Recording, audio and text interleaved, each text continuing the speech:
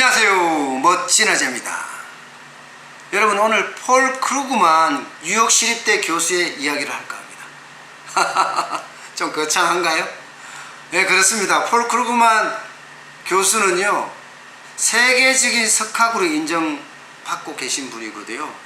2008년에는 노벨 경제학상도 수상을 했습니다. 그리고 더더욱이 1997년에 아시아 외환 위기를 예측을 했고요. 또 2007년에 글로벌 금융 위기에 대한 것도 예견을 했습니다. 그만큼 모두가 인정한 그런 분이에요. 근데 그런 분이 중국발 내지는 아시아발 경제 위기에 대해서 언급을 했어요. 자칫하면 중국이나 혹은 아시아 쪽에서, 아시아 쪽은 이게 어디라고 예측은 안 했습니다. 대한민국이 될 수도 있는 거죠. 여기 발 경제 위기가 촉발될 수도 있다 하고 우려를 제기를 했습니다. 그 이유로 든 게 바로 미중 무역 전쟁의 전면전입니다. 이게 미중 무역 전쟁이 점점 커지고 있잖아요. 그러니까 어떤 경제의 급변점, 이것도 더 가까이 다가온다는 이야기예요. 다시 말해서 경제가 급변한다는 것은 경제 위기로 넘어간다는 이야기인데, 이게 중국이나 아시아 쪽에서 바로 그 급변점이 터져서 경제 위기가 된다는 이야기예요. 그도 그럴 것이 지금 미중 무역 전쟁으로 인해서 세계 교역량이 점점 줄어들고 있잖아요.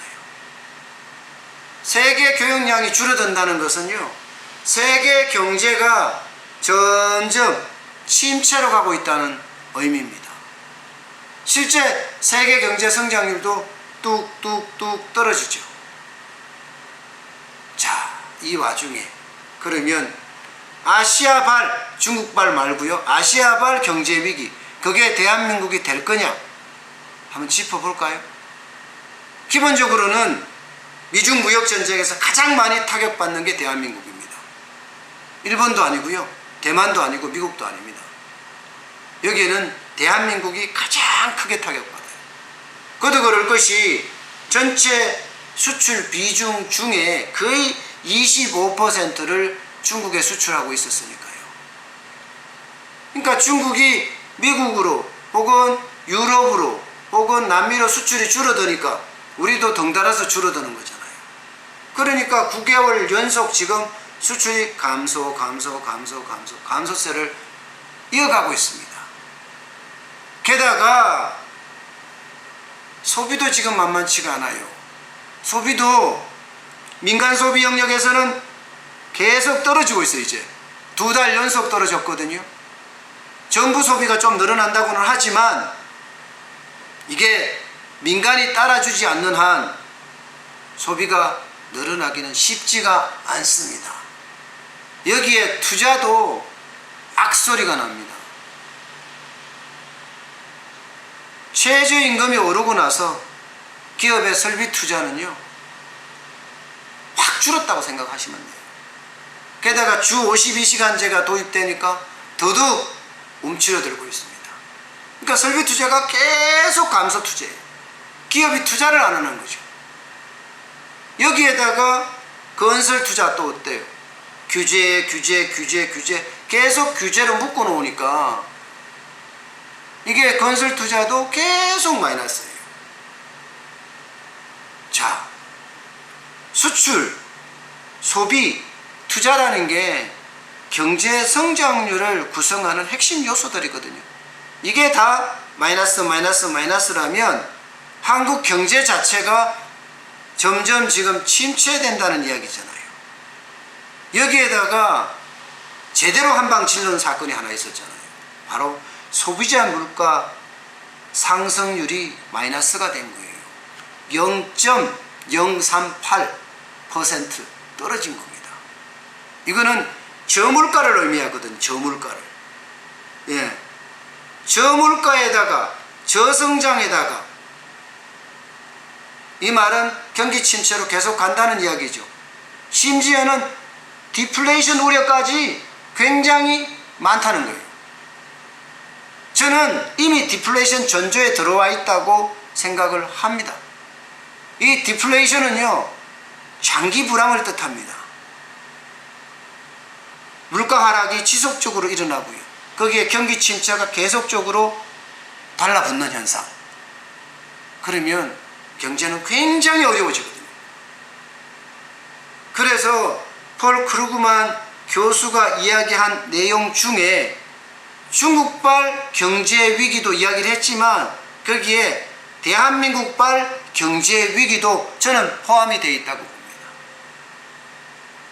우리나라에 초청돼서 와서 이야기를 하기 때문에 대한민국발이라고는 이야기를 안 했지만 그 속에는 대한민국발 경제 위기도 포함되어 있습니다.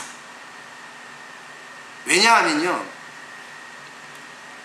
폴 크루그만 교수가 홍남기 경제부총리를 만났을 때 대한민국의 디플레이션 해법을 제시를 했거든요. 확장적 재정정책을 써라 하고 말입니다. 지금은 단기 부양이 필요할 때다, 이렇게 말입니다. 국가 재무 구조상 아직까지 대한민국은 튼튼하다 때문에 확장적 재무정책을 써야 한다, 이렇게 제안을 했어요. 이 말은요, 대한민국이 디플레이션 초기에 있다, 아니면 이미 들어가 있다, 이렇게 해석될 수 있는 부분입니다. 자, 이 와중에 그러면 우리는 어떻게 해야 할까요? 맞습니다. 확장적 재정정책, 돈을 푸는 거 맞아요. 금리 인하도 하고, 그죠? 정부 세금도 풀고, 맞습니다. 그런데 두 가지가 없는 한 푸나 마나 낭비일 뿐이에요. 첫 번째 한 가지는요, 정부의 아주 대전환적인 경제 정책이 있어야 합니다. 지금처럼 소득주도의 성장 정책, 공정경제 정책, 혁신경제 정책, 이렇게 세 가지로 계속해서 나아간다면 경제의 변화는 없습니다. 왜냐하면 지금까지 계속 2년 이상을 해봤지만 분명히 경제는 오히려 더 꼬꾸라졌거든요. 이 말은 실패한 경제 정책이란 뜻이에요. 때문에 정책에 대해 전환이 필요한 거고요. 두 번째는요, 확장적 재정기조 좋습니다. 그런데 이거 현금으로 퍼주기 해서는 절대로 안 됩니다. 확장적 재정기조 속에 성장을 위한 돈 풀기가 필요하다는 뜻이에요.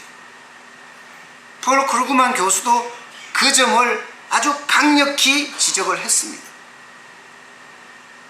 지금 예산대로 현금성 복지, 이거 계속 늘린다면 대한민국의 미래는 밝지 않다는 그런 뜻이기도 합니다. 여러분, 폴 크루그만 교수는 중국발 내지는 아시아발 경제 위기를 예견을 지금 했어요. 그게 우리가 주체가 안 돼야 합니다. 분명히 중국발 위기가 오면 우리도 위기가 바로 올 수가 있거든요. 거기에 아주 강력하게 대비할 수 있는 우리만의 대전환적인 경제 정책이 필요하다는 뜻이에요. 그리고 우리는 어떻게 해야 될 거냐? 각자 도생이에요. 지금 정부 정책과 실물 경제는 엇박자가 나고 있거든요. 폴 크루그만 교수가 그렇게 이야기했다고 하더라도 분명히 지금 정책대로 밀어붙일 거예요. 그만큼 고집이 세니까 말입니다. 그러면 실물 경제의 영향은 그렇게 못 미칠 가능성도 굉장히 커요.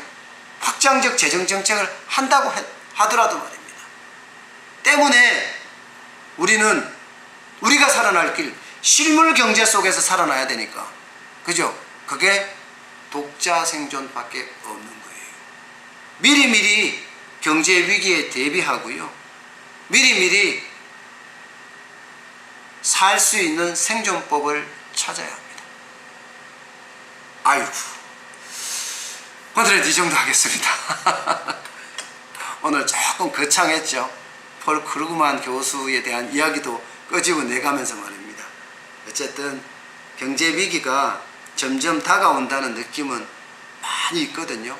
이 실물에서 말입니다. 때문에 각자 도생 분명히 명심해야 할 것 같습니다. 자, 저는 또 제 일상으로 돌아와서 우리 소고기 국밥집의 육수 점검해 보겠습니다.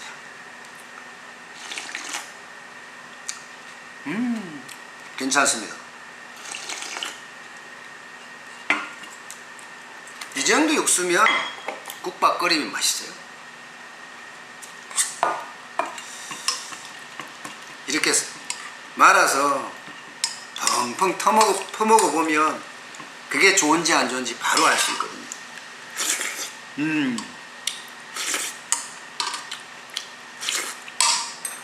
건강을 위해서 많이 먹어야 합니다.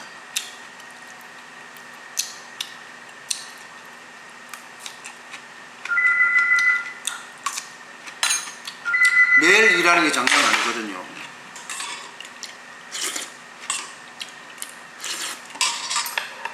잘 먹죠? 이렇게 잘 먹어야지 복도 온다고 합니다.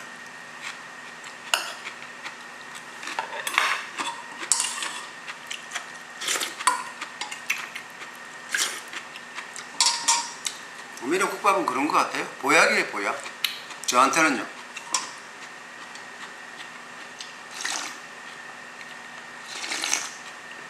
이야, 진짜 한 그릇 뚝딱하죠.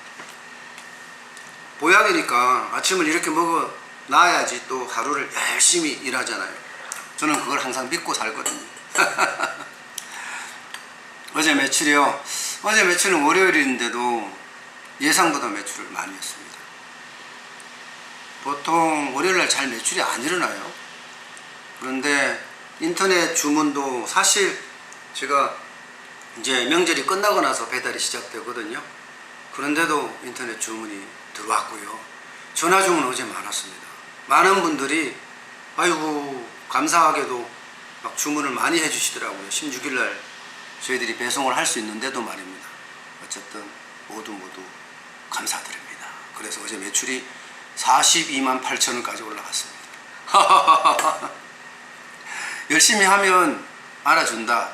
뭐 저 그렇게 생각을 하거든요. 목표 매출은 50만 원 제가 잡아놨지만 좀 적긴 해요. 그렇지만 지금처럼 연휴 기간 이제 시작되는 시점에서 그 정도 올라갔다는 것은 진짜 고마워해야 할 일입니다.